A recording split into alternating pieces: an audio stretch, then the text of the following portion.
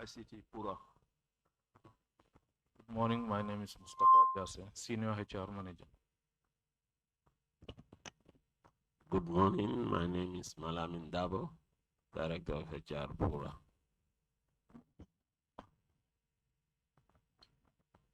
Good morning. My name is Amadou, Senior Finance Manager, Pura.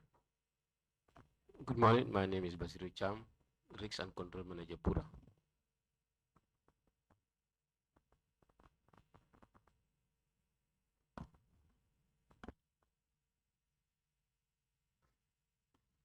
Thank you very much, and you are all welcome once again. I think we've covered everybody. Oh, at the back, they are journalists, right? I assume. Okay, that's fine. All right. Now, we are here this morning to take a look at the reports and audited accounts for 2022 all the way to 2024. And according to the Bureau Act 2011, these reports are way overdue. Explanation why are these reports due? Because here we are in 2026, and we will be taking a look at 2022. So can we have an explanation? Because really, we need to really understand. Because from the Act and also even from the Constitution itself, I think this is a big breach, and we need to understand why do we have this breach in the first place. Good morning, Mr. Chair. Good morning, honorable members. Thank you very much for that question. Pura has been ready a long time ago on these reports, 2022, 2023. We were waiting for the National Assembly.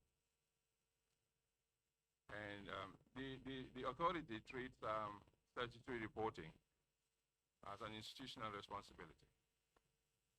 And we have strengthened internal governance processes to prevent recurrence, but we were ready. Okay, what does the Act say? Does Act say you submit to the Auditor General? I think if you look at section 41, sub 1, if I remember correctly, with the Bureau Act, I think it says you prepare and then submit to the Auditor General. And it gives a stipulated time frame. So you don't wait for the National Assembly. 2022 was. Yes, 22. It was submitted. Yes, yes, Honorable. Can they clarify what is meant by they were waiting for the National Assembly? We were waiting for to be called. Yeah. So submission actually, you don't wait for the National Assembly. You just go with the dictates of the law. You prepare and then submit. Yeah. Exactly. We call you when we put you on the schedule. So that has nothing to do with the completion of your report. Once your reports are completed, you go according to the dictates of the law. You submit to the Auditor General and then you submit to the National Assembly. So National Assembly, in fact, will look at our schedule and see where we can put you in. So if we receive, yeah. Thank you, Honorable Chair. I think 2022 was actually ready, printed, and submitted to the National Assembly. And we are told that we were waiting for the schedule to be called. It was ready a long time. When was it submitted to the National Assembly?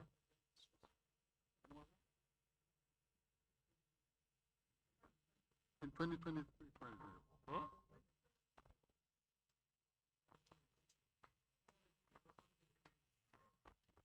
It was.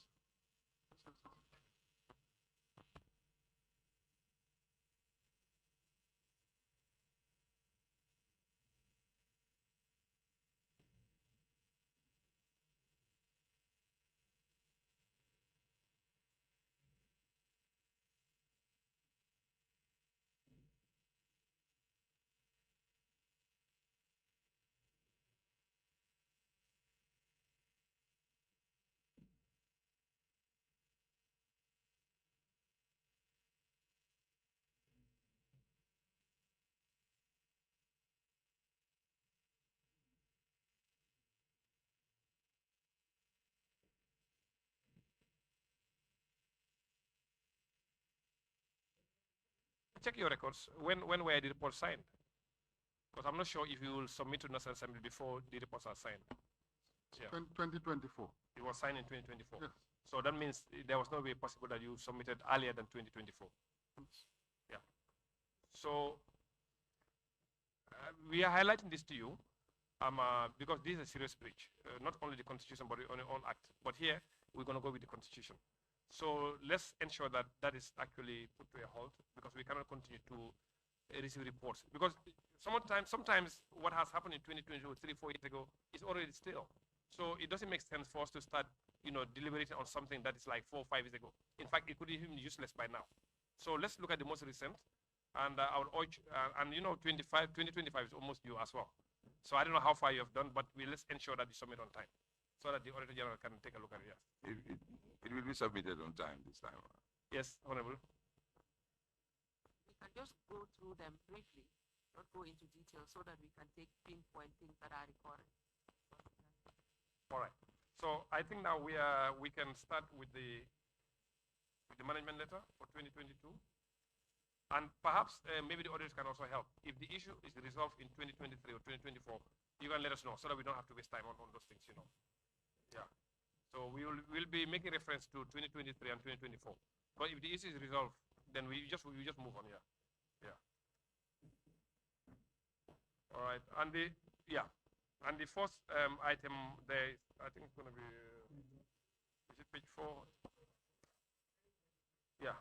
It's in the towards the end of the page, towards the end of the booklet, yeah. 2022.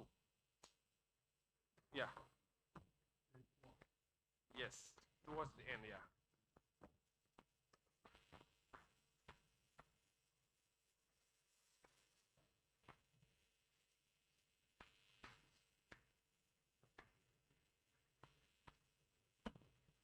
Are we together? Auditors, are we fine? Yeah, okay.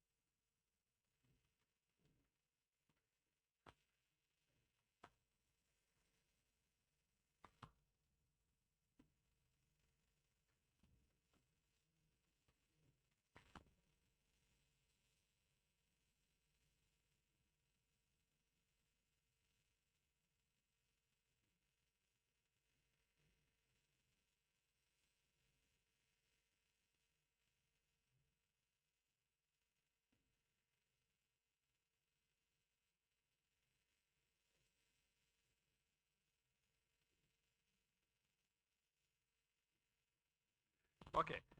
We're going to suspend the session for just 2 minutes, 2 to 3 minutes of some internal administrative work, 2 to 3 minutes. Meanwhile, so that we can sort out a few things, and we're going to continue in about 2 to 3 minutes, just quickly. Yeah.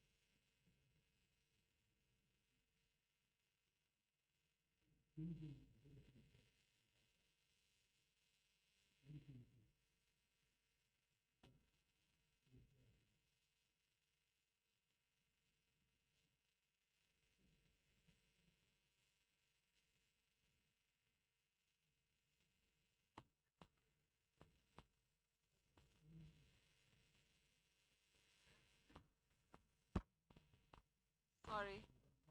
Sorry for having held up this meeting. We just had some internal issues that we had to take care of. And the vice chair had been called to chair his own committee, so we were trying to sort that out. Okay, we can proceed. Thank you.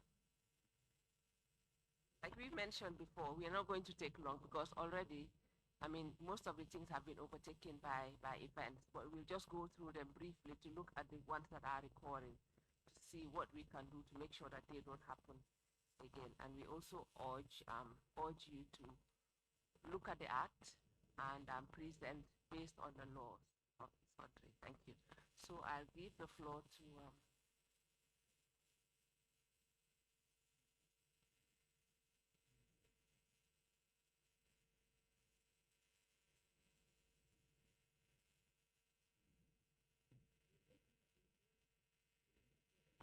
main observations.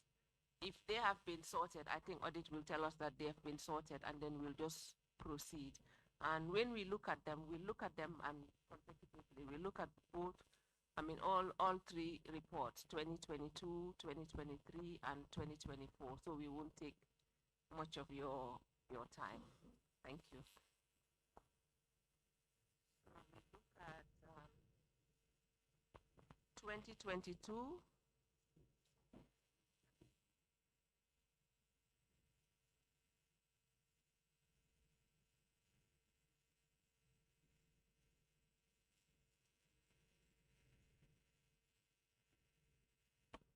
Okay, we look at matters relating to governance. The auditors were concerned that a series of internal control and other related issues reported by the team remained uncleared as at the end of the year as shown in Appendix 1. Some are even dating as far back as 2021.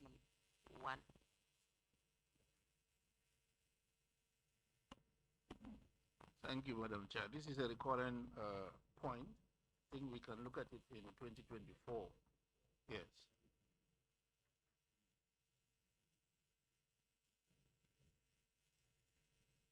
So you are saying that it's recording, it might reoccur in 2024.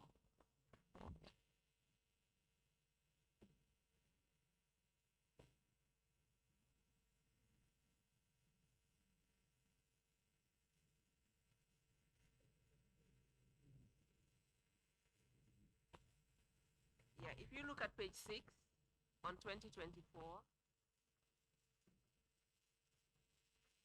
yeah. Yeah, can we get a response from 2020? It's still occurring in 2024. If you look at page 6, so can we get a management response? Yeah, the internal auditor can update us because we try to track the issues raised by internal audit, those points which are not clear, to add weight to it.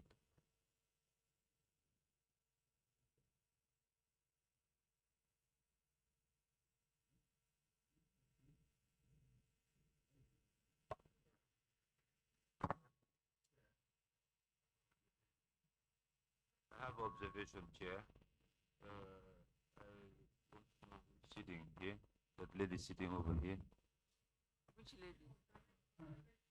It's a new National Assembly member. Mr. Honorable Cham, thank you for the question, but it's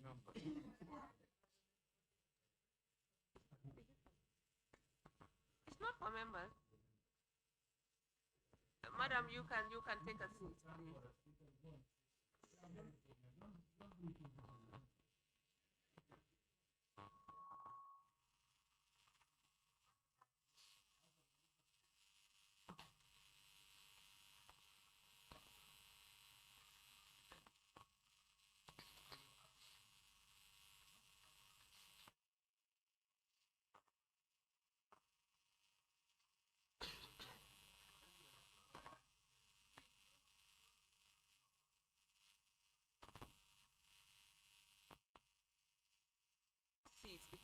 never sitting together, so if we need to consult, but there are no specific sit. If I want, I can sit with my SMSs. Thank you. So we can proceed. Thank you.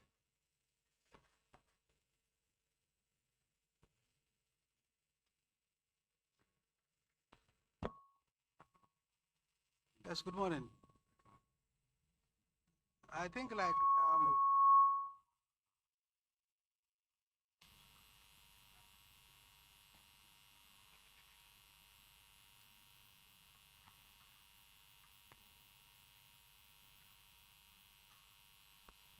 yes, when we are reviewing the 2024, myself and the Director of Finance, we went to the external auditors, and we have realized that most of these now have been resolved.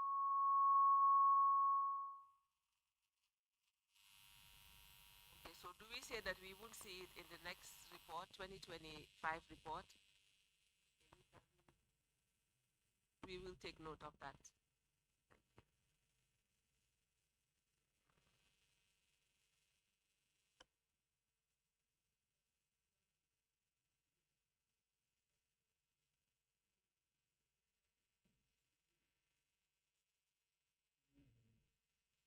The payment of honorarium. They have a policy now, and the board stopped it eventually, so it's not recording. Okay. Yes.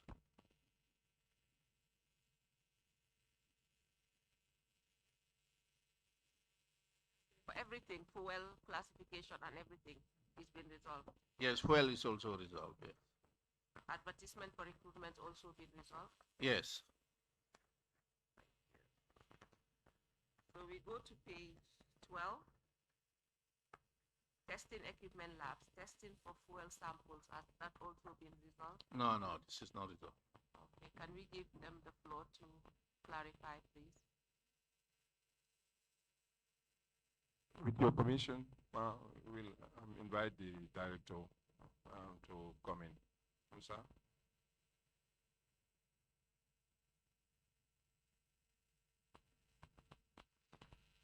Thank you very much, Honorable Chair. With respect to testing fuel quality, we have a contract with SGS Senegal, and the reason being in the Petroleum Products Act, it requires that for tests to be done, it has to be done from an accredited lab, which we don't have in the country. But with the recent developments through the SIGPA project, I think one of the major components for the country is to have a testing lab that's going to serve our national objectives.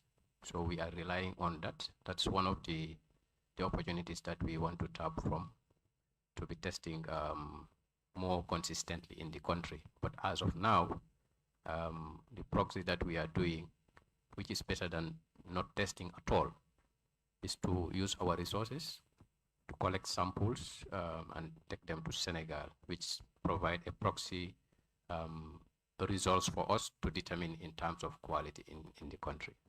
Thank you. Is FURA working with the GNPC or the Ministry of Energy to make sure that they try to find labs in the country?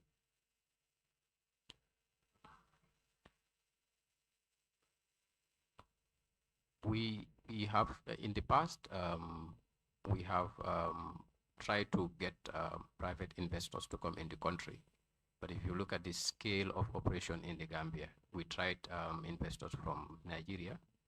They came here for a scoping visit, but what they realized is the scope in the Gambia, in terms of how profitable it's going to be to have an accredited lab in the Gambia, was a big challenge for them when they just tell us the overall investment that's needed and when they will be able to recover that. So that was one area that we tried before we start going to Senegal. And we tried Standards Bureau also, because standardization is their responsibility, that's their mandate. But they don't have a lab. So we try to have a collaboration with them. But currently they don't have the muscles to do that services for us. So as a stopgap measure, we said we will continue to explore the opportunity of getting either a private investor to come in the country or the government to eventually establish a national lab. But meanwhile, we will continue to test in Senegal, which is really better than not doing the testing a lot. And just to inform you, we spend a lot of money doing this testing because you have to do it from an accredited lab, and that's really very expensive. So we are very hopeful in the near future. There is an agreement that has already been signed through the SIGPA project to establish a national lab. And very soon, I think with the Standards Bureau, they will be the beneficiary. I think they already have started the scoping visits and activities to establish what are the necessary equipment to establish the lab. Thank you. Query was actually finding a solution because that's not sustainable taking it to Senegal, and we are still seeing very soon, and this has been going on how soon is very soon, because that has been the query in this. We can't just say very soon can be in the near future, 6 months, 2 months. How soon is very soon? So maybe I would, with the SIGPA project, they already have identified a place for the lab. I think they are moving towards getting the equipment for the Standards Bureau.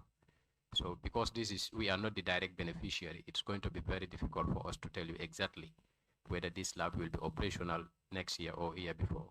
But as it progresses, as a regulatory body, you should give them a deadline that this is the time that you want this thing to finish. Have you done that? Because it's the follow-up that is done. As a regulatory body, you are mandated to give them directives as to when and how it has to be done. Has that been done? I think that is something that we will carry forward from here. But this is a national project, and the project has timelines. So we will definitely have to push as a member of the committees that are been responsible. As an oversight body, we are saying that when you report next, we need to see this in the report, because we are oversight bodies, you are regulatory bodies, and we are directing the regulatory body to ensure that it is done before the next report is sent. Maybe you have done the 2025, but before the 2026 report, we are saying that it has to be done before that time. That's well noted. Thank you. Auditor General, do you have any? Just to speak to the point he was talking, indeed, as part of the Standard Bureau, there is this project that exists. We can confirm that the structure have already been in place, already put in place. But however, they're also crying about equipment to put into that structure. There is already a structure, but then part of the activities or part of the program of that project was there was no equipment included in that agreement. So yes, there's a structure, but then now the critical equipments that they need is yet to be in place.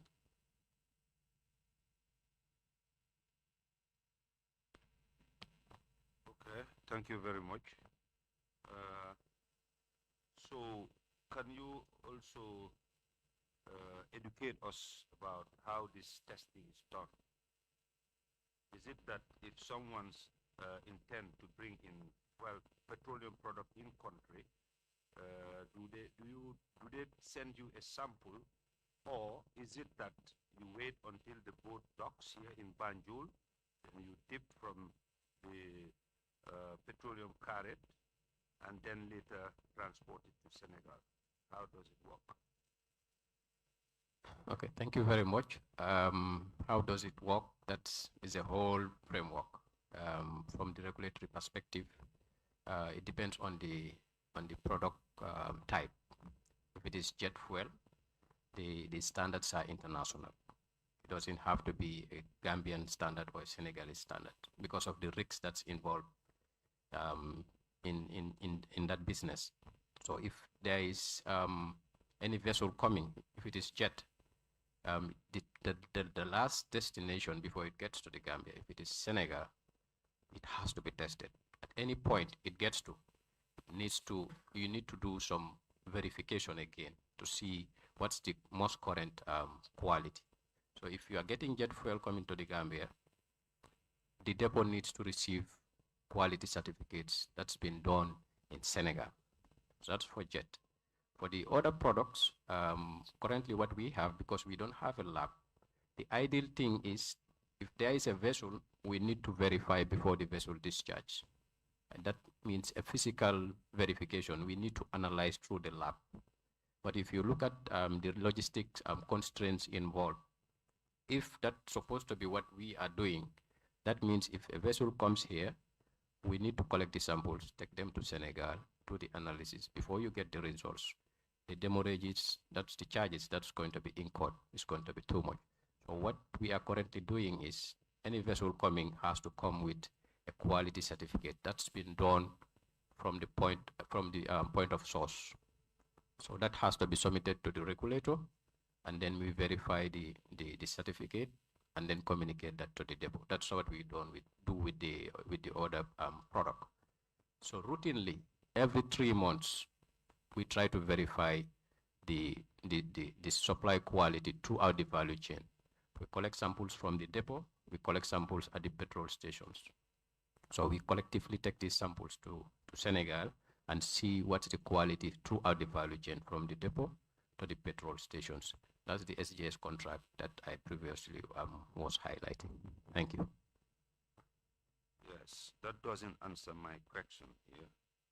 You said that if it is jet, because I was part of those that were investigating this. Can we proceed? I think he's answered your question. We have haven't. addressed the you would have told me that he did not, and I would ask him to. No, you are directing, you are addressing him. Can we be more structured in this, please? I think we can proceed. The query was not how it was done. The query was for you to make sure that there is a facility, and that is what we are trying to do. So as an oversight body and you as a regulatory body, we are saying that when you report next, you should tell us that this has been done. So I think we can proceed. That was the audit query here. Thank you. Can we proceed, Honorable? No, we cannot. I have asked a question which is not answered. Otherwise, I will propose we go on a stand down for 5 minutes and we put our house in order. Okay?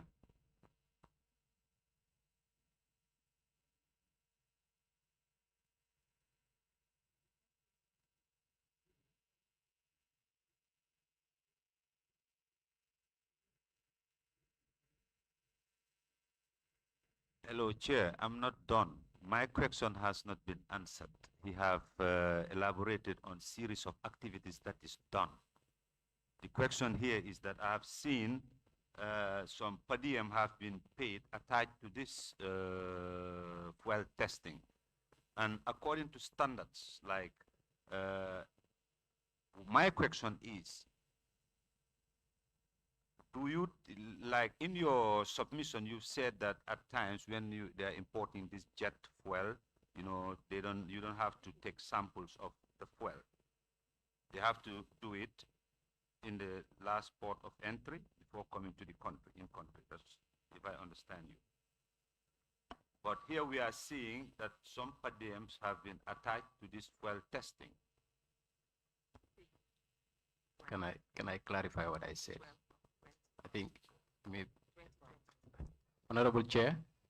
Yes, please. Can I respond to that? But I think you should also stick to the audit query, because as per the audit query, they are concerned about how the samples are taken, and we have concluded and agreed that going forward, you should also, as a regulatory body, direct the institutions responsible to make sure that they have given this, they have provided facility for proper testing. I think this per diem is due to the transportation of the fuel to Senegal.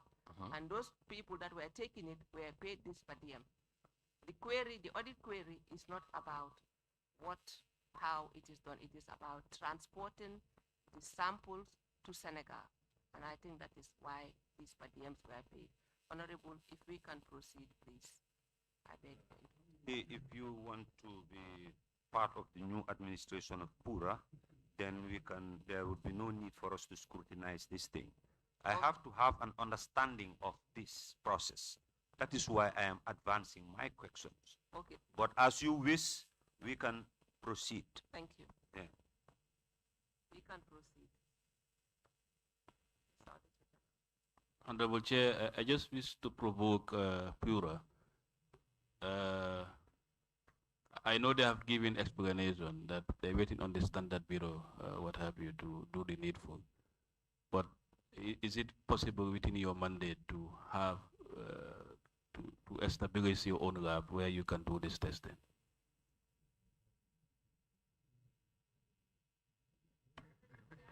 I think they are regulators. If they do the testing, if they have they can't be the judge and the jury. As just like we are oversight bodies, we do oversight on them, and they do the regulatory functions over those that are supposed to do them. Otherwise, if the testing is not done right, who's gonna tell them that it's not done right? So I think we can just proceed. I'm not standing in for Pura. Let that be straight. I'm doing my oversight functions on Pura. Thank you. Thank you very much. That's why we were driving at somewhere. We are not just asking the questions just for the sake of asking questions. We want to understand how this thing operates. Because, like I've mentioned, the issue of the per diems, it incurs some cost here. And I've heard someone have just said about expenses. So where does this funds comes from? Is it funds that are allocated from the consolidated revenue, or are they from the proceeds generated from this testing?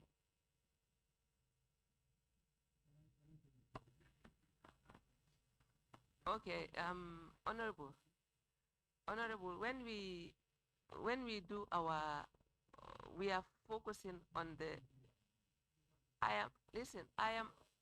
okay, you can. You are here, you are not here on my behalf. You are here representing the people of Serekunda and in extension, the people of the Gambia and the National Assembly in this committee. So you are not here on my behalf. But what I'm saying, we go strictly on the audit report. We are doing consideration on the audit report. And the audit report's query is the mode of how these samples are done. And we are trying to make sure that Pura mandates the authorities responsible to provide a facility so that there will not be need for the samples to be transported to Senegal. Because the samples were transported to Senegal, obviously any person that is on official duty is duly paid per diem. How it is done is based on the regulations and the rules of the various institutions. And I don't think Pura's funding comes from the consolidated funds. Wherever their funding comes from is where their resources, their finances should come from. I think that is straight. That is understood now. It's not. Oh my God. Okay, can the Pura accounts tell us how their per diem is paid? Maybe that is what he wants to know. Okay, good morning, Madam Chair. Okay, the funds are allocated through our budget of Pura budget. So it's from the Pura budget that we allocate this in petroleum management costs relating to petroleum. So the payment made for the per diem and other costs incurred is from the Pura budget. Is it understood now? So are these funds internally generated, or? No, you don't have to answer that. You don't have to answer that. Thank you so much. We can proceed with what we are auditing at the moment. Yeah. Honorable Sane, you want the floor? Yes, I think I have to come Thank in you. because we are looking at the observations made by the auditors. And then what you asked, they've already answered. Because this is why, because of the transportation of this fuel to Senegal, it's what is bringing this per diem. So now if you ask why we are paying this per diem, because why the auditors observe it? For sustainability purpose. Because if every time you are paying going to Senegal, it's not sustainable. That's why they are asking, what efforts are you people making so that we have our own one here that just transport. I think this is a simple thing. Jam.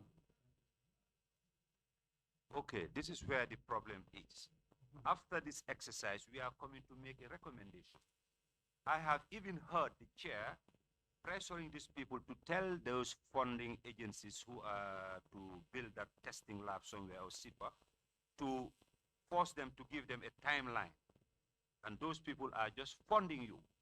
So my understanding, what I want to develop here is so that we can also justify the need to have this testing lab if we are to give recommendations. So at the end of the exercise, we will give recommendations, isn't it? So that's what we want to understand. Where are they getting the funds? Do they have the funds? If not, then we can recommend for the government to help them to have this testing lab, which is very important. Honorable, but let's just proceed, my brothers and sisters. Thank you. We can proceed then. Thank you. We go to page 15. Finance, income, subject to regulatory fees. Is that occurring or is it new? It's recurring. It comes in various forms, so it's recurring as far as we are concerned. Okay, we give Pura the floor to justify. Thank you. Yeah, okay. Thank you, Madam Chair. About the some of the what's it called? The internet service providers that are charged fixed amounts. For example, like DK Telecom is now being charged based on their turnover, because previously they were not they started new. They started new, but now they are producing their statement, their audited accounts. So we charge them based on that. Zoom Wireless was issued a license, but they didn't roll out. So we charge them a fixed amount before, but now they have, I think now their license has expired now. Lip Telecom also the same thing. They have been issued license, but they have no rollout. So now also they wrote to the authority saying that they are suspending their license. So all the others are being charged based on their turnover figures, based on their audited accounts. Thank you. Okay, this was since 2022, and it was stated that they had not started, and it's still recurring in 2024. So have they still not started, operations? Because it says that at least the charge should be a percentage of their income. And I would assume that if an institution or a business runs for 1 year, you would have at least known their income for that year. And it's still recurring from 2022. Are we still going to see it in the next audit, or is it going to be rectified in the next audit? Their charge should be based on the income for that year. Yeah, for Zoom Wireless, they are still not in existence, and their license also has expired also. And also Lip Telecom also, they are yet to roll out also, and they have written to the authority informing us that they are suspending their license. So next year, I hope it will not be appear. How about DK Telecom? How long have they been in existence? DK Telecoms now they are submitting their audit accounts on time now, based on the and we are charged based on their turnover. No. So does it mean that we are not going to see it in the next audit report? Yes. Auditor, can you confirm with us, please? The issue we have, because this is not the first time we have this coming. The regulated entities are supposed to pay based on a fixed percentage. So there was no consistency in applying the fixed percentage. So whether they've done that in 2025, we cannot tell. Been recurring from 2022, 2023. So we are saying that we do not want to see it in 2025, because otherwise consequences would be, because you are regulatory bodies. If you cannot regulate yourself, then I think it's up to the National Assembly to regulate you then. Thank you.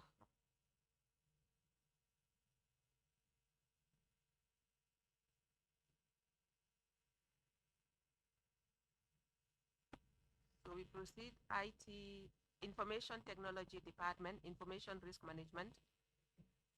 The observations? It's not resolved. Not resolved. Not resolved. Okay.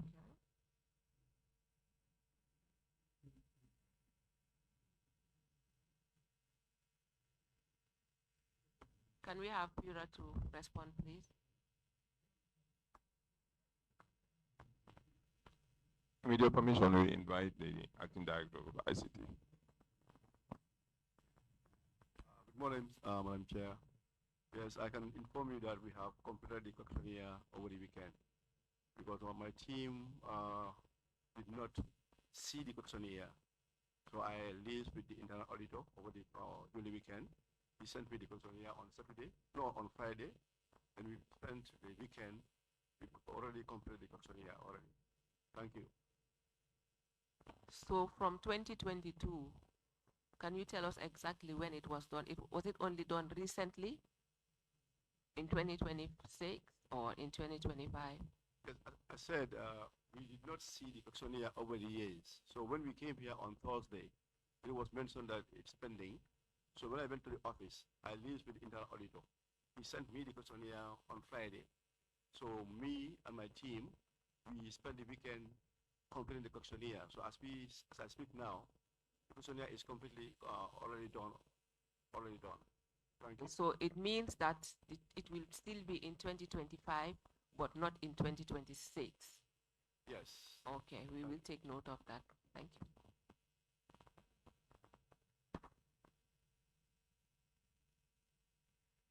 Do you have any other comment?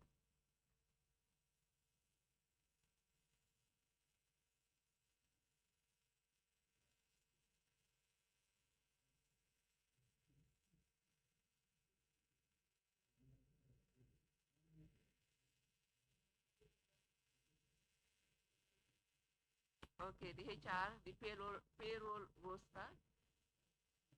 It was observed that the HR department did not have a lead roster for staff for the year under review. Is that recurring or? It's resolved now. It's resolved, okay.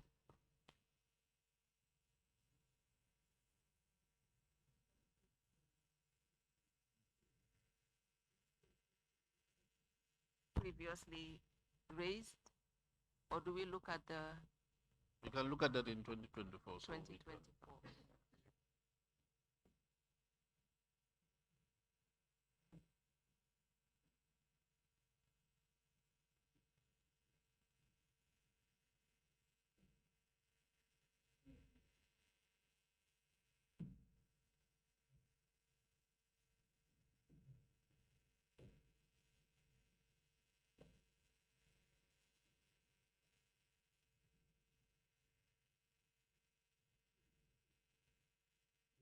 Page 4 of 2023. 2023.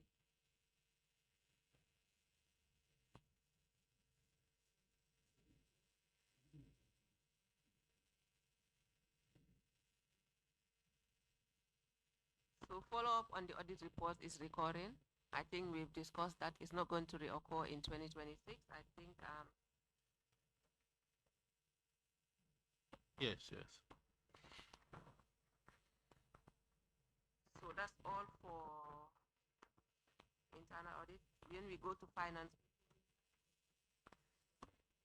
It's resolved now.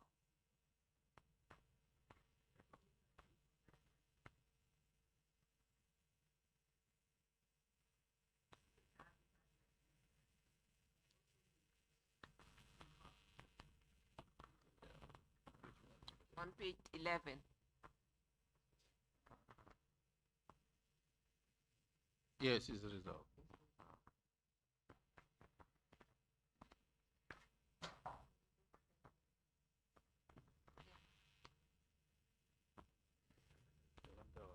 Classification of expenses has also been resolved. Yes. So we go to 2024.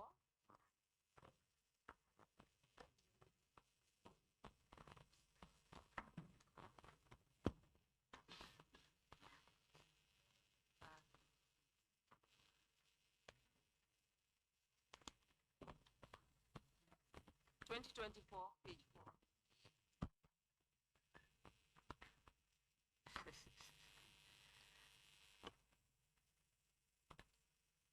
under governance, head office building project. Construction delay in head office building. Can you read? Okay. Construction delay head office building. Observation 1. We noted with concerns that since the authority paid 40%, which is equivalent to $46,346,581 of the contract value to the contractor with its head office building in 2023, only minimal progress was made. That is to say, the progress so far has been dismal, since work has progressed only past foundation level for a building which should be completed and handed over in October 2023. We have also not seen much evidence of sufficient follow-up by the board based on the review of the board meeting minutes, which could have prevented this situation. Can management respond, please?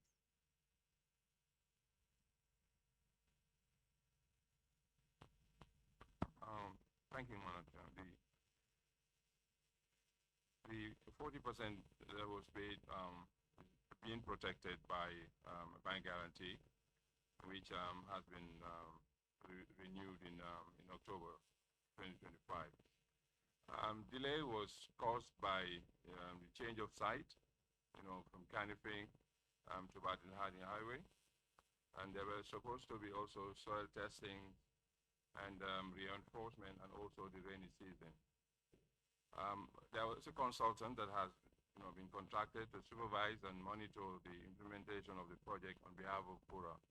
And there is a new date for completion, and the work is in progress, and they are working day and night to ensure that they catch up with the time that has been lost. Thank you. And when was the agreed completion date for the project?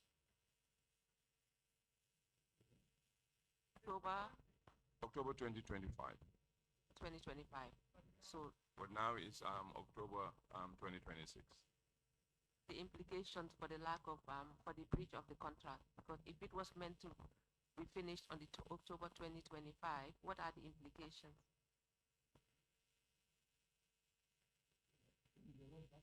Different factors, many factors that cause this delay. But I can allow the chair, the chair of the committee, the building committee, to step in. Yes.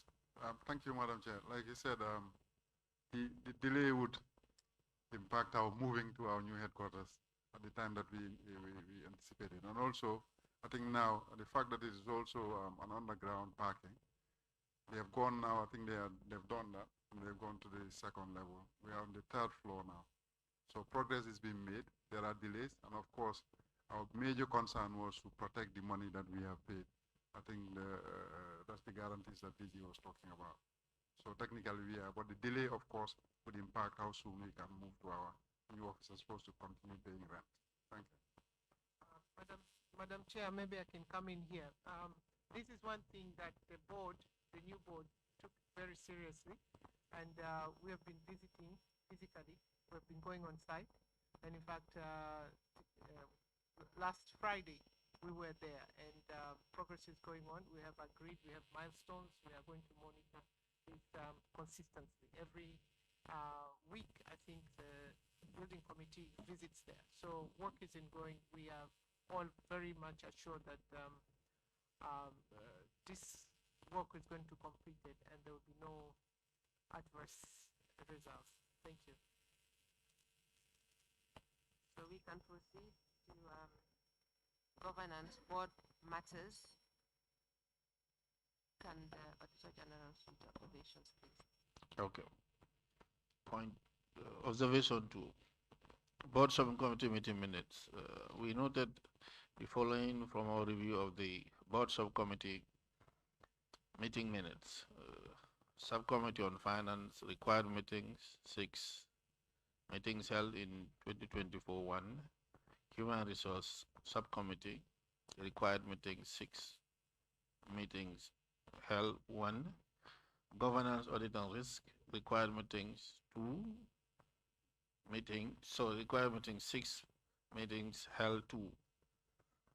no plausible explanation was provided for the lack of consistent meetings.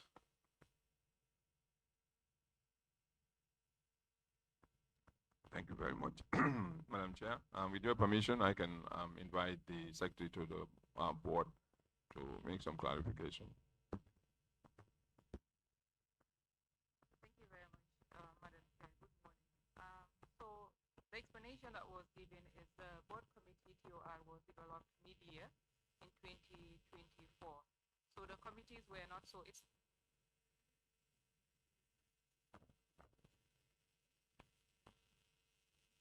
the terms of reference for the board committees were not adopted until half of the year, mid-year in 2024. So because of that, it wouldn't have been possible to have 6 meetings at all. So after the board committees were established through the developed terms of reference, that is when we started having meetings. So in 2026, you'll find that that wouldn't be an issue anymore because the board committees are actually meeting every other month going forward. Assume that that has been resolved. It's not going to reoccur in the next report. Take note, Auditor. Okay, thank you. Internal audit queries, are they recurrent or because it says since 2022, has that been resolved? I'll allow the internal auditor to address this point. What we do is when we audit institution, we check the strength of the internal audit team. To help them, we add their report to our report. What we ask them to do is to filter the report that they've submitted to only provide to us the issues which were not resolved, so that we can also push it through the board so that they can have timely resolution. So he should be able to help us with explanation as to how far it's gone with them. Thank you, Madam Chair. I think this point relates specifically to the board appointing a senior management officer to ensure the close of audit findings. And the board has appointed the Deputy Director General to be responsible going forward. Thank you. Thank you. So it will be resolved. Take note. Yeah, we take note.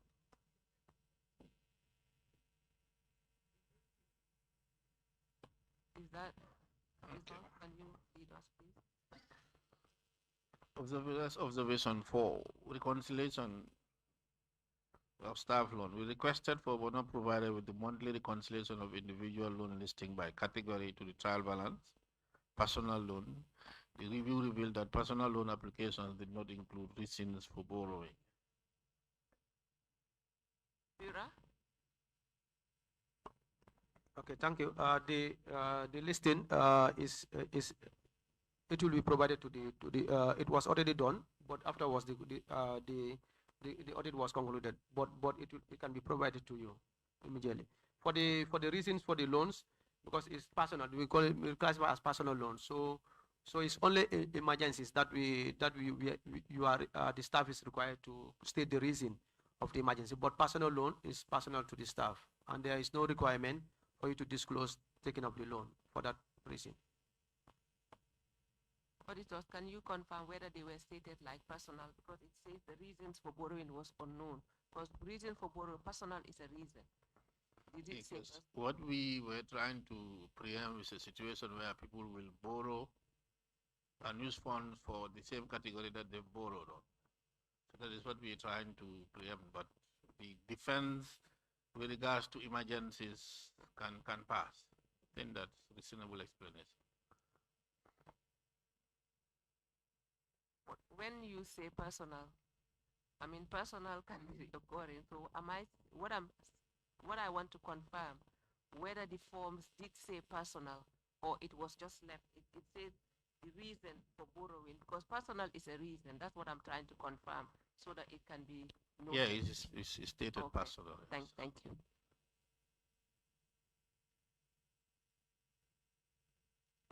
HR and payroll. Observation, job descriptions. The job description of the following staff was not signed by both the staff and management. So it's a list of names. Also, no reference from previous employer or institution. Lack of reference documentation for the following staff. a couple of names where we did not see reference been obtained from previous employment. Missing educational certificate. Educational qualifications are not on file for 2 staff. Missing certificate of character. The document was missing for 1 particular staff.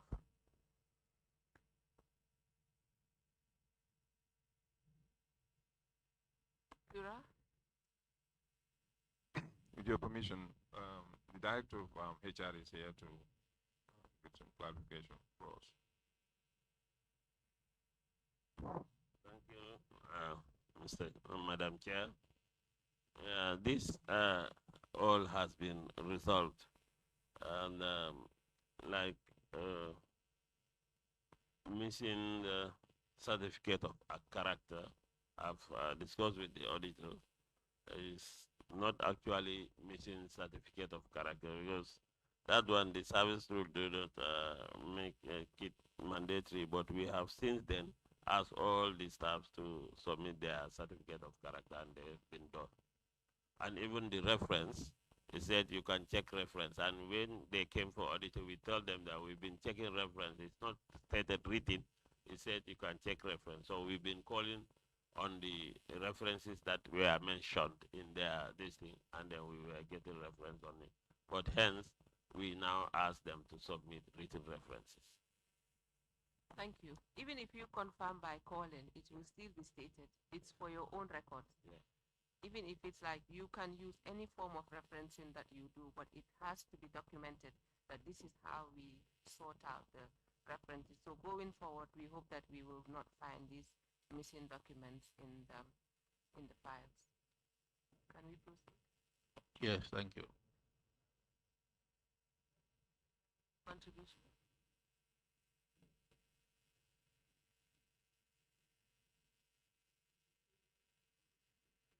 Staff appraiser. Yes, 6. Observation 6. We noted with concern that there was no performance appraisal done for all the directors or department heads for the year 2024. Also, the performance appraisal document for junior staff were maintained in a general file rather than in their respective personal files.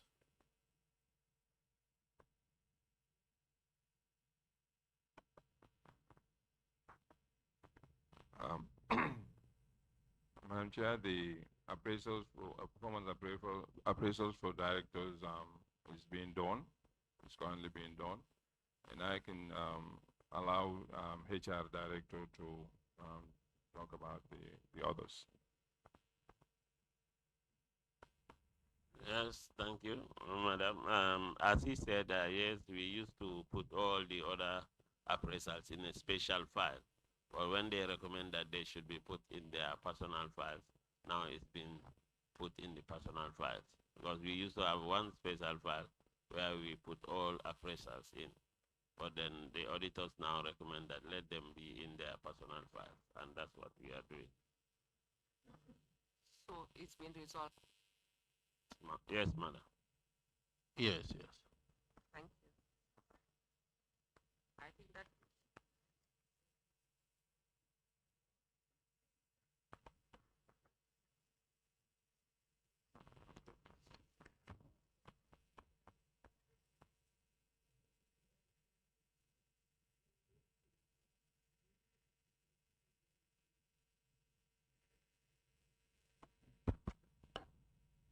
now we have concluded 2024.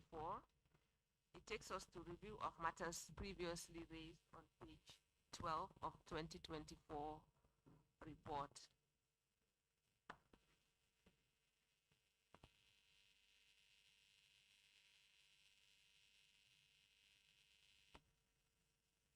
Auditor General, can you take us through the matters raised previously? Thank you.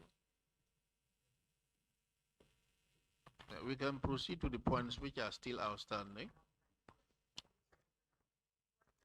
We did not go through them again. Okay. Page 19.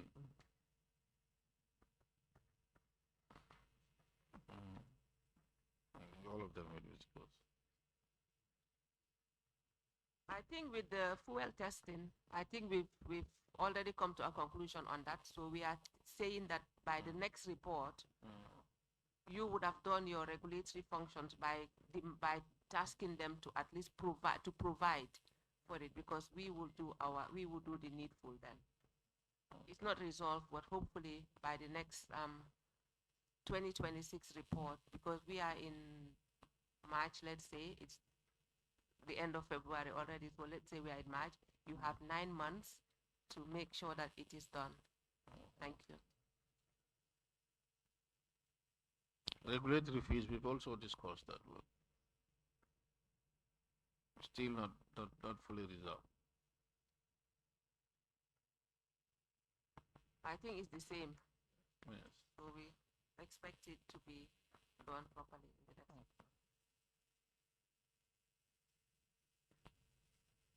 I think there are consequences for this, because these are revenues that the country would be losing otherwise if they are not, charged properly. We cannot just say fixed if their income is above the fix. So we will take it seriously.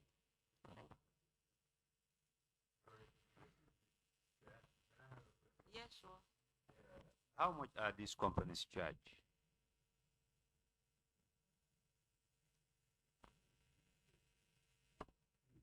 Thank you. The regulatory fee regulations say up to 1.5% of their turnover, but we normally charge them 1% of their turnover. Huh? It depends on their turnover.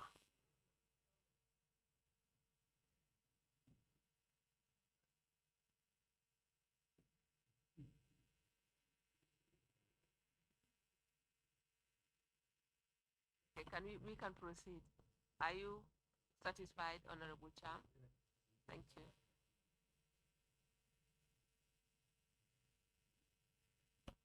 Okay. Outstanding IT question. They've said they've completed it, but we've not seen it, so we cannot confirm the completion.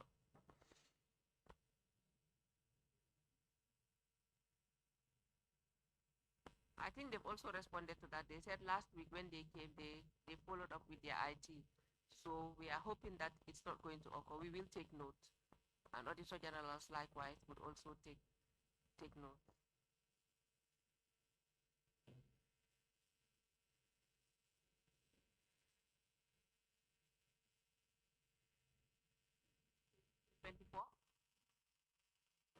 Internal audit various items. It says partial.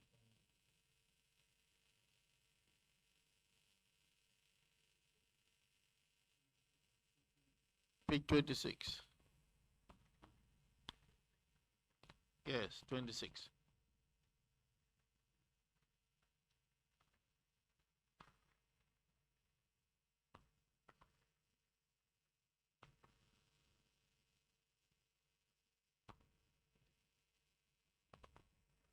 Of page 25.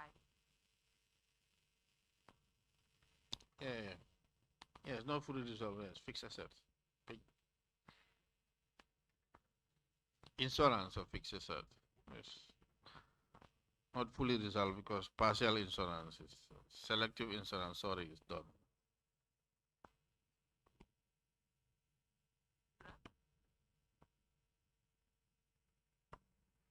Thank you. The ones that are insured is those high value assets. Like for example, furniture and fittings, those ones you see that they are this thing. So we normally insure the high value, like those ones like the spectrum monitoring and also the other asset, the broadcasting monitoring tool and other high value assets that we insure. So we are saying that it will be resolved in the next audit, because this is 2024 we are talking about. So when it comes to 2025, which we are expecting, we should be expecting 2025 by end of April. Thank you.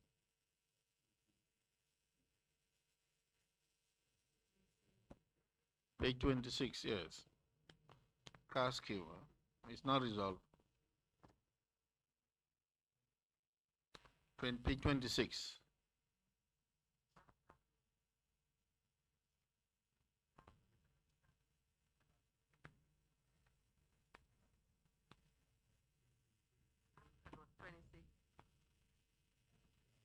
Yes.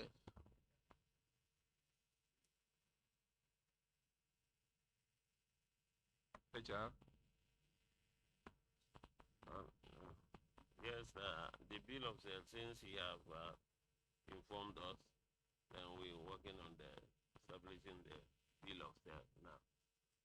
Henceforth, the cars that will be, the loads that will be approved will be coming with the bill of sale, because we don't give loans always. It's only when you are due that you take the people loan. So you are saying that going forward, Yes.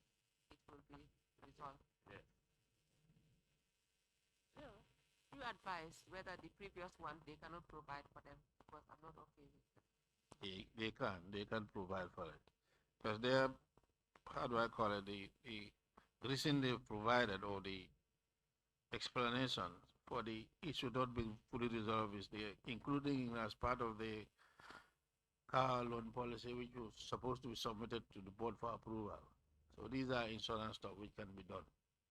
We cannot wait for the new ones. Okay, so audit is saying that we need to go back and request for them, and we need to see them in the next audit report, and we are taking note of that. Okay.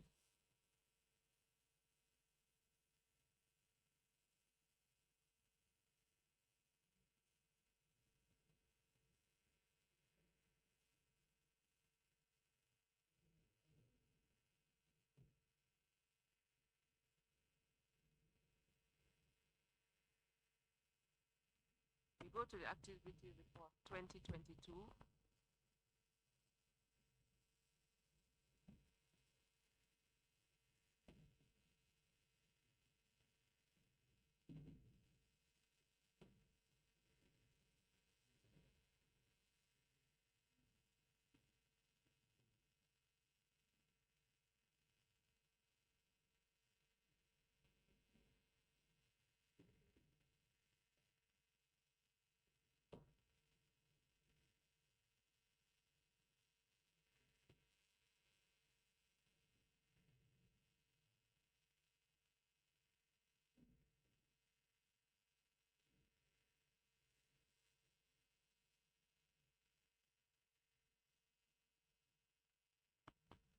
Okay, we look at the activity reports together from 2022 to 2024. Members, I think you have it on the agenda. Matters raised by honorable members, I think you can proceed to go on with the matters raised, Honorable Sadi.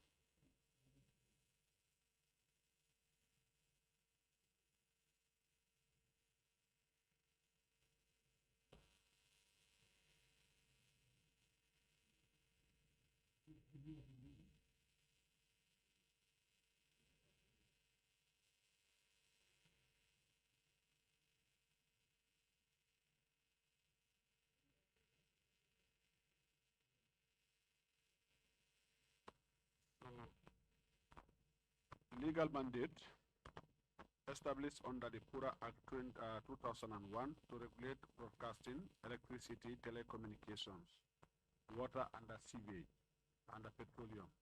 The functions and the role of the authority is further defined in the Information and the Communications Act 2009 and the Electricity Act 2005. While the law states the authority is independent, the executive appoints the board. The DG set allowances and the influence conditions of service. Which raises the question, how can a regulated authority avoid compromising its core responsibilities and provide strategic oversight in line with international regulatory standards if it continues reporting to a line ministry? So can I just read the question again? Yes. How can a regulated authority avoid compromising its core responsibilities and provide strategic oversight in line with international regulatory standards if it continues reporting to a line ministry?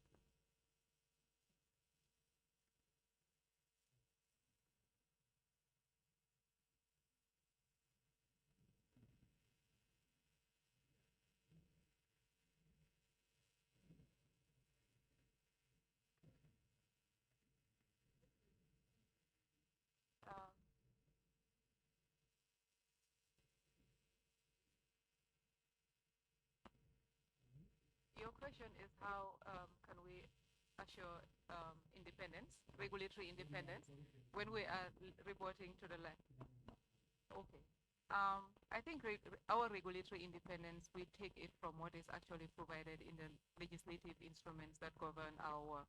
And if our act right now is saying that the Minister of Finance is our line ministry and actually sets out what type of reports, our reporting structure to the line ministry, so long as we are performing our mandate strictly in accordance with the law, I don't see that as an issue. Unless if there is anything specific that came out, then that.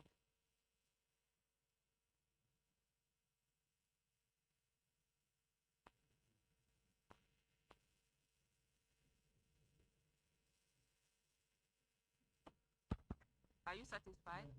Okay. So basically, you work based on the laws, on the legislation. Yes. You are not dictated by the ministry. You only under them. Yes. Based on okay. Do you have any?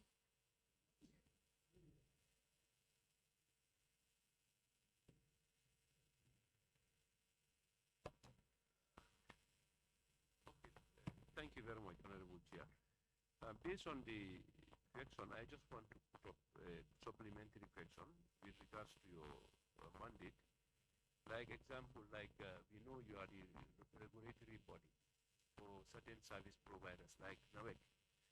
So in an instant where NAWEC, they are not giving the required services, what should be done from the consumer to FURA and to NAWEC? Because sometimes, because NAWEC is the service provider, and at the same time, sometimes there are certain areas people have already paid for their service connections, but because of pressure, they are not getting water. So example like Bunlu is happening there. So, and I don't know what we can do together between FURA and the community and NAWEC so that we can address this thing holistically. Thank you.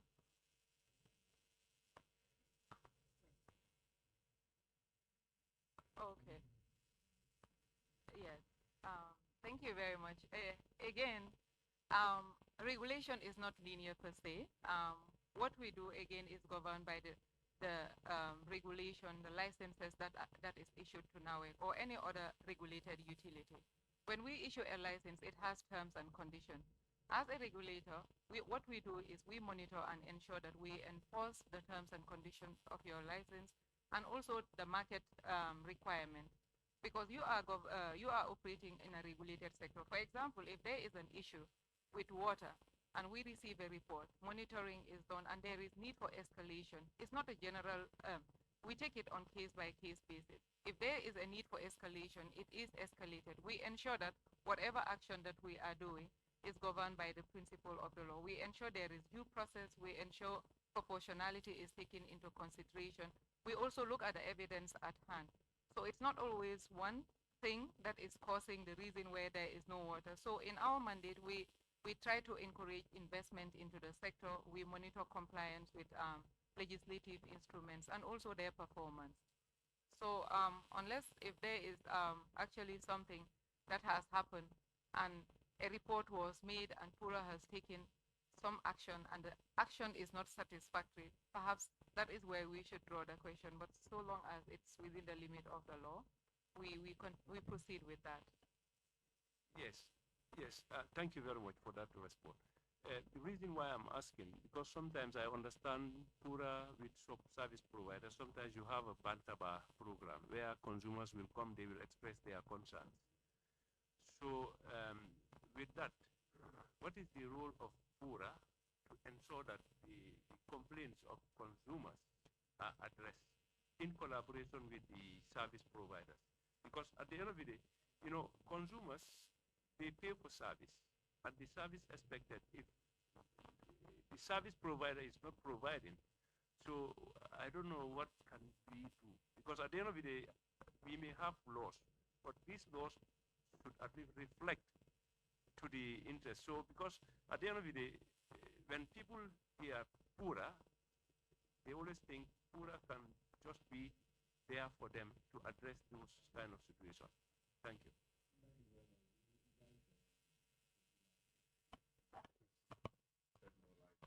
Thank you. I'm answering this because at the time I was the Director of Consumer Affairs. Thank you. I think what you said is right in terms of consumer complaints redressing. Like you said, we provide different platforms for consumers to complain. And one of them is to give them a free phone number called 148 that they can call from any network free of charge and lodge their complaints. And we don't stop there. We go further in the urban areas to create something called the Consumer Parliament that everybody is aware, where consumers are invited to come and direct their questions directly to service providers, their CEOs, and get redress at that point. And in the provincial areas, we do something called the Bantaba, where the whole department is taken, plus all heads of department, are taken to the provinces for about 20 days so that they can go and meet consumers in their various locations to get complaints. So when a complaint is lodged with PURA, what we do is something called, there's a 360-degree complaint resolution mechanism we have. When it comes, we assume, the first question you will ask is, have you complained to the relevant service provider?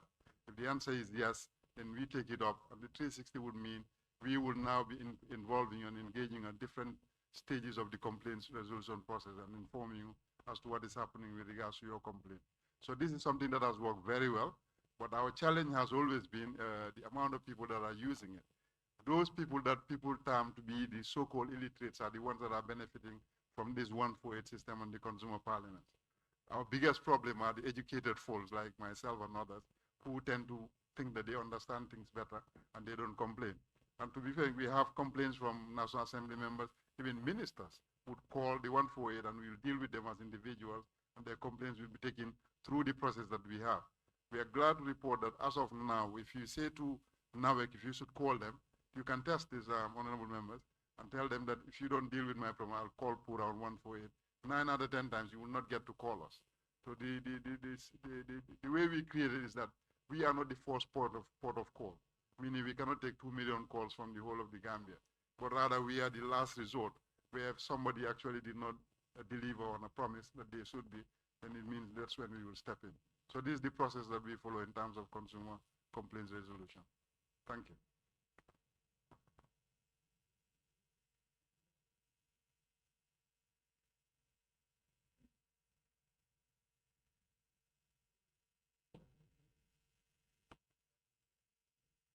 Okay, thank you very much, Honorable Chair.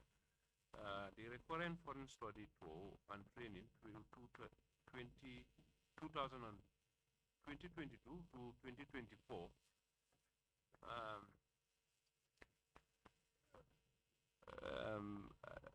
We just want to know whether there were any justification for your foreign study tour, and whether there are any statutory or financial regulations that have been breached for misuse of public funds amounting to over 1.2 million. In addition, was there any training needs assessment done for each trip and approved in the HR budget? In short, like, we just want to know, have justification for the purpose of the study tour after having the experts in your board, so just justification for that, because the amount is about 9.2 million between 2022 to 2024. Thank you. Basically, we just want to know the justification, because normally when people are appointed to that level, we assume that they have the necessary qualifications for it. So we just want the justification for that study tour and why it was necessary at that cost.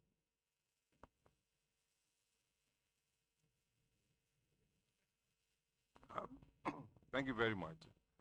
Study tours, that that PURA undertakes, sometimes it is needed, it is justified, because there are probably new things or new areas that we want to explore.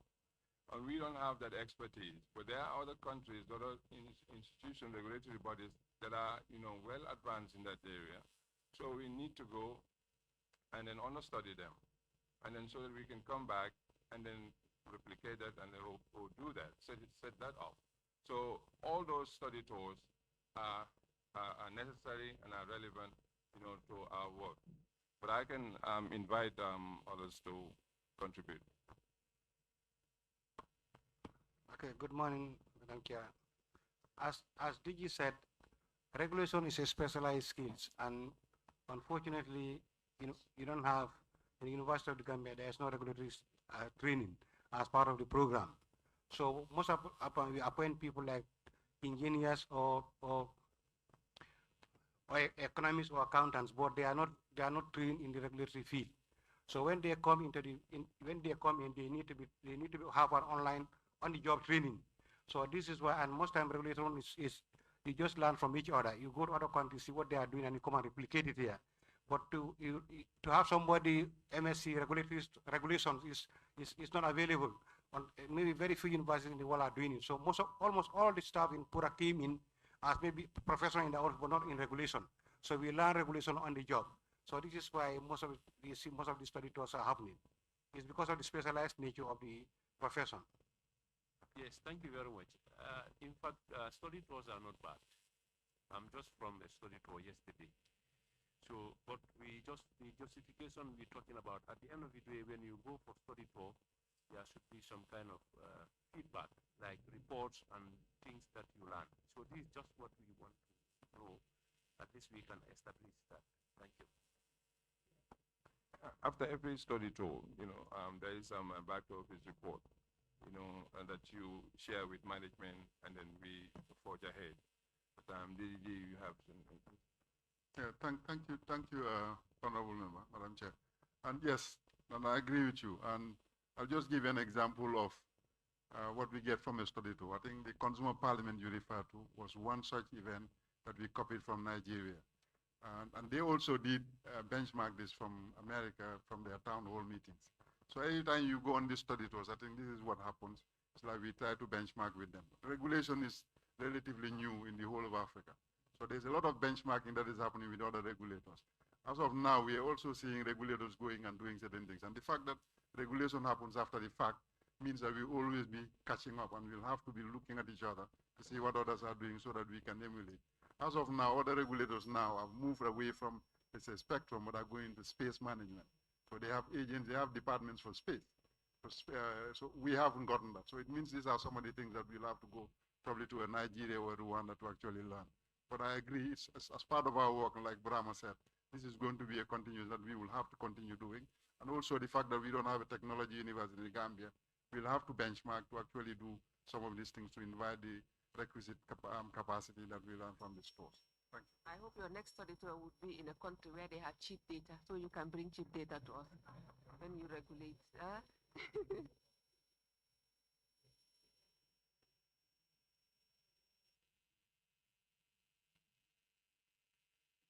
Equally also, Madam Chair, you said we don't have technology university. So then I think it's better if you go for these study tours and you happen to, at least learn such. I think it's better we start engaging the University of the Gambia, because things that we don't have, we should try to, when we learn, we should try to at least implement it here. So it's just a matter of collaboration. You've been there is technology, whatever. So why not? You can start thinking along that line. It cannot be in a day, but like they can start thinking. Just provoke them so that they can start thinking along that line. Because I know your mandate is very broad, and you need those expertise so that they can make your work very easy.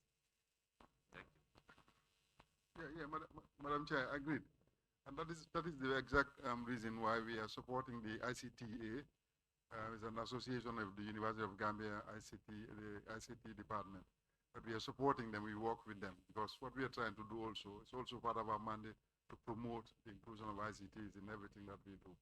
But again, the limitation is there, but I agree, this is something that can be done. Thank you.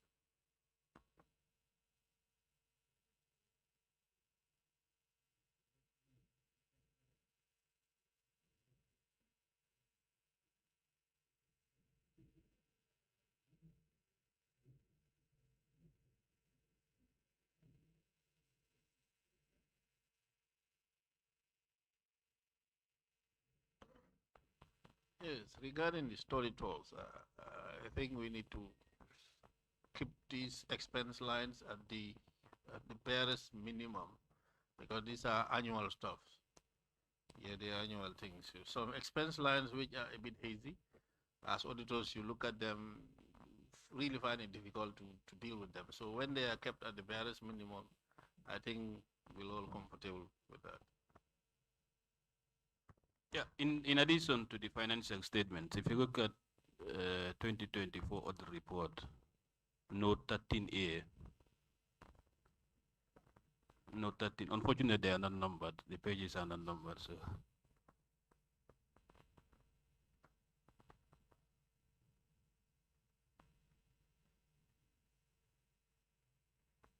Yes, please. That the withholding tax have increased to 555 in Social Security to 5.8 in 2024. It appears that these liabilities are not being settled, but rather they are in the increase. If they could explain why.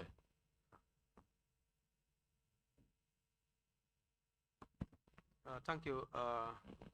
Listen, Social Security contributions are always paid on time to Social Security. So the difference, I think, is the difference in salary. Salary, maybe in 2023, what this the basis of charging the Social Security contributions is based on the salaries and the allowances. So in 2021, maybe also there is an increase, and a number of staff have also increased, also, and maybe some promotions are made also. So that's why the amount has changed. But Pura is always statutory. They always pay their statutory obligations on time.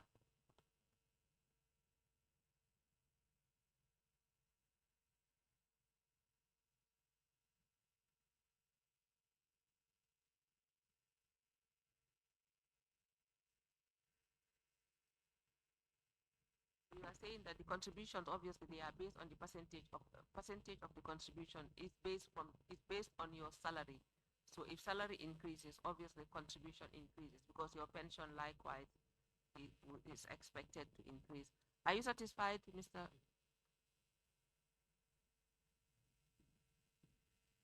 Mane? Do you have any observations? Oh, okay. Auditors, if we are satisfied, we can move to adopt the report. Can we move to adopt the report, or you have an observation?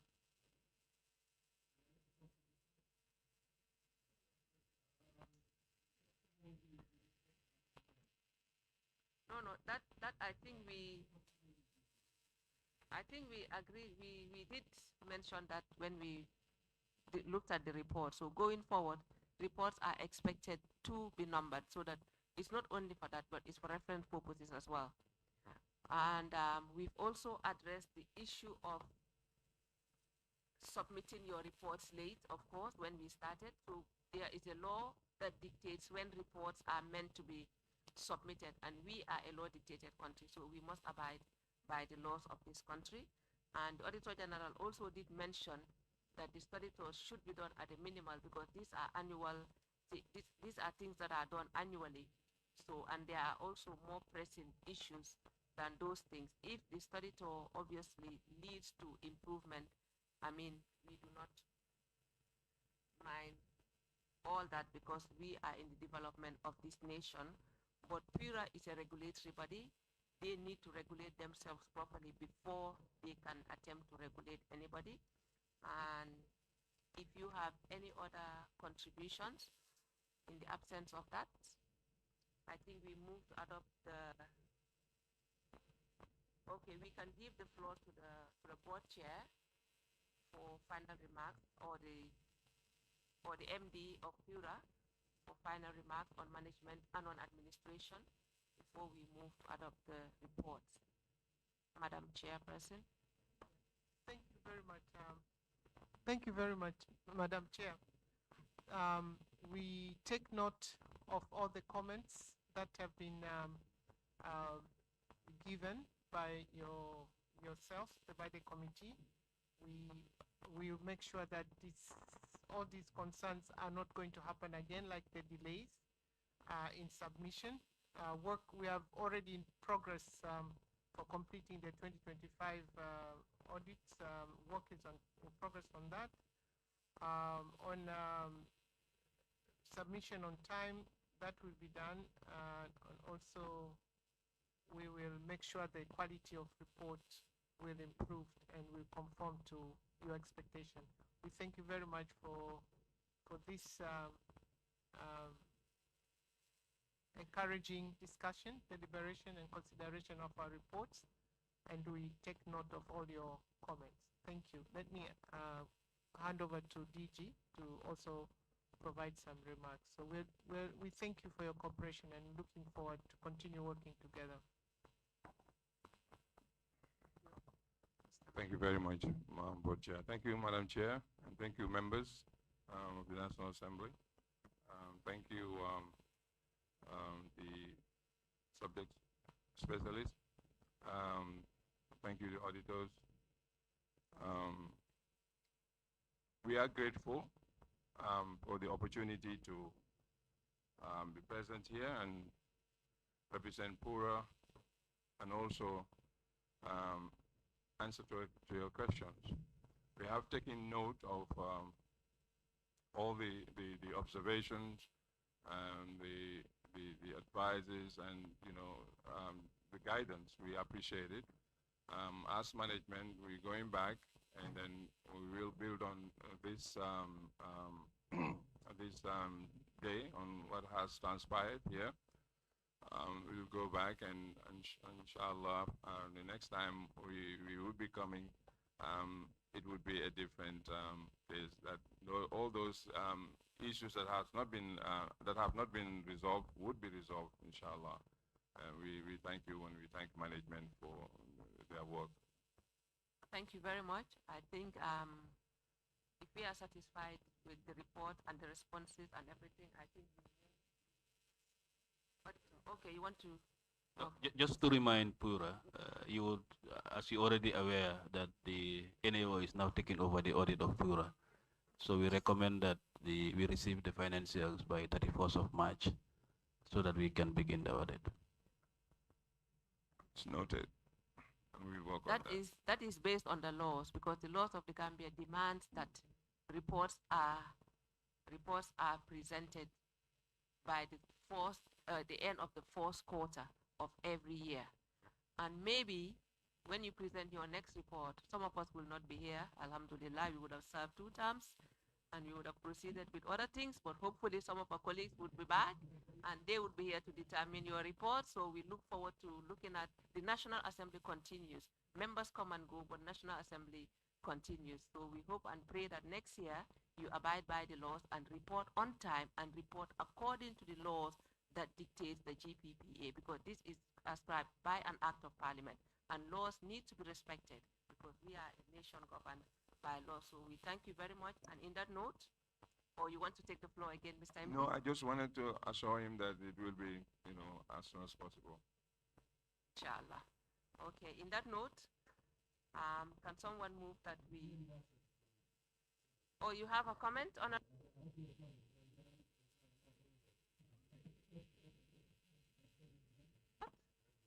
Okay, thank you. In that note, can someone move that we adopt the report?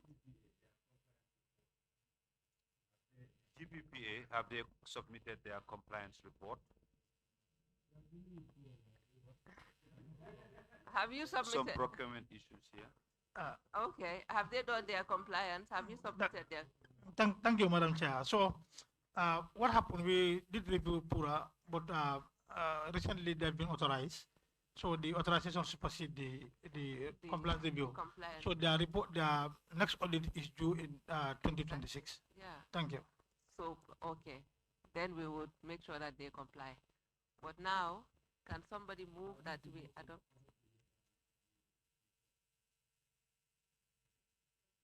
To 2024. Thank you. It's been moved and seconded that we adopt the Pura report from 2022 to 2024. Those in favor, please say aye. Those not in favor, please say no. So the ayes have it. So we've now adopted the report and we look forward to Pura presenting their 2025 report, which is due in exactly 30 days from today. So hopefully they would abide by the laws, and thank you very much.